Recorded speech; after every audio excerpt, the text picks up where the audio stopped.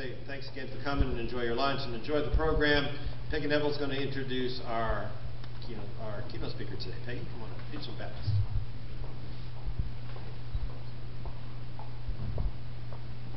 Hi, everybody. Thank you for coming. My name is Peggy Neville. I'm the breast care coordinator at Baptist downtown at the Hill Breast Center.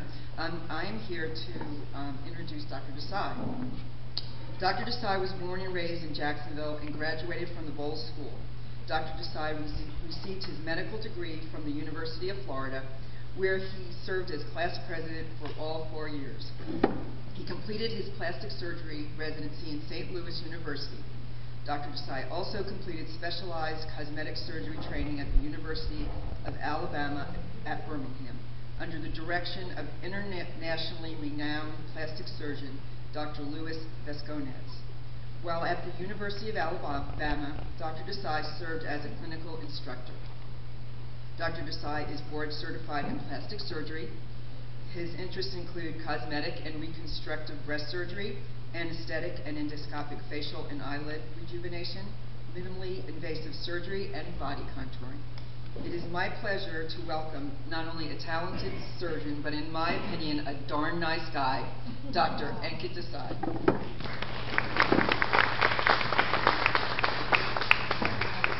She said she was going to read that Peggy's known me, I don't know, about 25 years, so she could have said a lot more, and she got the scripted version down. So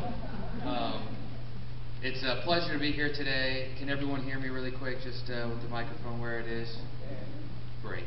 Obviously, as a plastic surgeon, a large focus of my particular practice is the reconstruction of the breast when it comes to regards to women afflicted with the terrible disease of breast cancer. And I've been fortunate to work with breast care coordinators like Peggy and helping so many women at least learn or educate themselves about what their options are. I think so often the entire story is you get the diagnosis of breast cancer.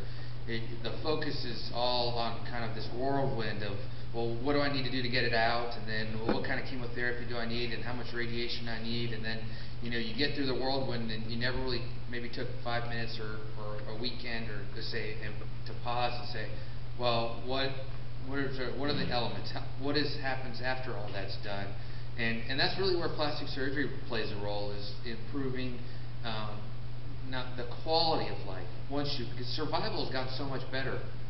So many more women with breast cancer are living, and that's a testament to the medical oncologists, the general surgeons, the radiation oncologists.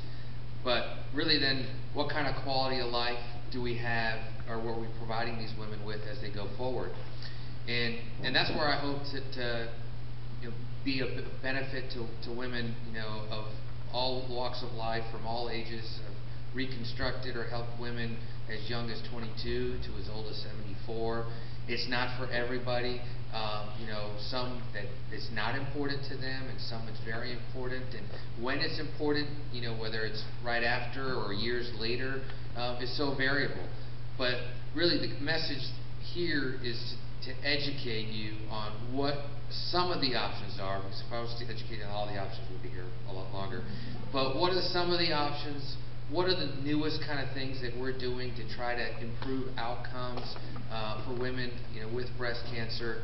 And that way, maybe you can take home that message, because so many women know somebody with breast cancer. I mean, just show of hands, how many women, at least know someone that's been with breast cancer? Yeah, pretty much everyone in this room.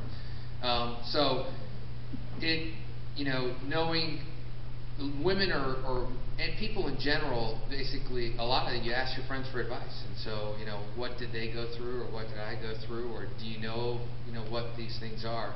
Interestingly enough, I think because of the whirlwind that's sometimes associated with breast cancer, women are not necessarily told about their options for reconstruction at the very beginning, and that's something that we need to do a better job of. I think we definitely, with the multidisciplinary breast team at Baptist, are able to provide women with, if they so choose, that they have the option, if they want to meet with a plastic surgeon, whoever that may be, that they presented that. There's actually a state law in New York